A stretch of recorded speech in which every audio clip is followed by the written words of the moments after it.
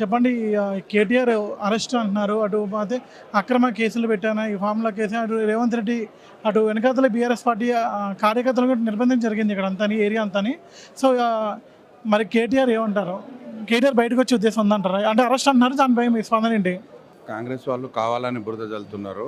కేసీఆర్ను పర్వాలేదు మన అరెస్ట్ చేసే దమ్ము ఎవరికి లేదు. ఆల్రెడీ ఉన్నది ఉన్నట్టు ఏం జరిగింది, ఎలా జరిగింది అనేది మన కేటీఆర్ గారు ఆల్రెడీ గతంలో చెప్పడం జరిగింది. ఏసీబీ వాళ్ళకు కానీ అధికారుల మీద మాకు గౌరవం ఉన్నది, మళ్ళీ ఎన్నిసార్లు పిలిచినా మేము వస్తాము చెప్తాము అని చెప్పడం జరిగింది.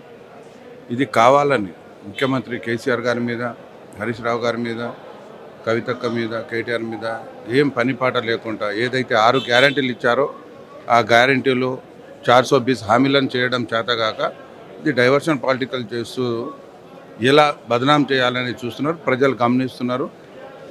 రాబోయే స్థానిక ఎలక్షన్లో గడ్డపాలతో వాత పెడతారు ప్రజలు. ఇది ఎవరు ఏం చేసినా కోడిగుడ్డు మీద ఈకలు పీకడం ఎంత నిజమో కేటీఆర్ గారి మీద కూడా వీళ్ళు చేసేది అభియోగం అంత పనికిరాని అభియోగం. అన్న, మరి ఈరోజు కేటీఆర్ అరెస్ట్ ఉంది అంటున్నారు. అది విచారణ తర్వాత కేటీఆర్ అరెస్ట్ కూడా ఉంటుందని చెప్పి ఒక నిరసన తినిపిస్తుంది. మరి దాని గురించి ఏమంటారు మీరు?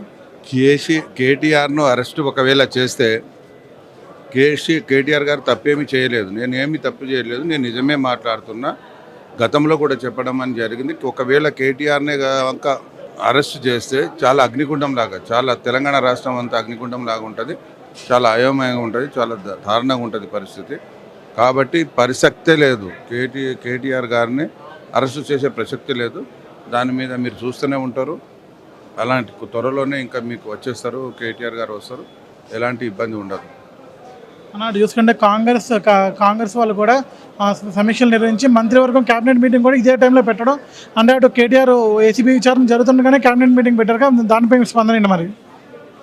ఇదంతా చెప్పినా కదా, డైవర్షన్ పాలిటిక్స్ అని చెప్పేసి జస్ట్ ఏదో చేస్తాం, ఏదో పొడుస్తాం, క్యాబినెట్లో ఏదో నిర్ణయం తీసుకుంటాం స్థానిక ఎలక్షన్ మీద, కేటీఆర్ మీద అని చెప్పేసి జస్ట్ పబ్లిక్ని అయోమయం మోసం చేయడం తప్ప వాళ్ళు మాయమాటలు చెప్పే కదా గద్దె ఎక్కింది.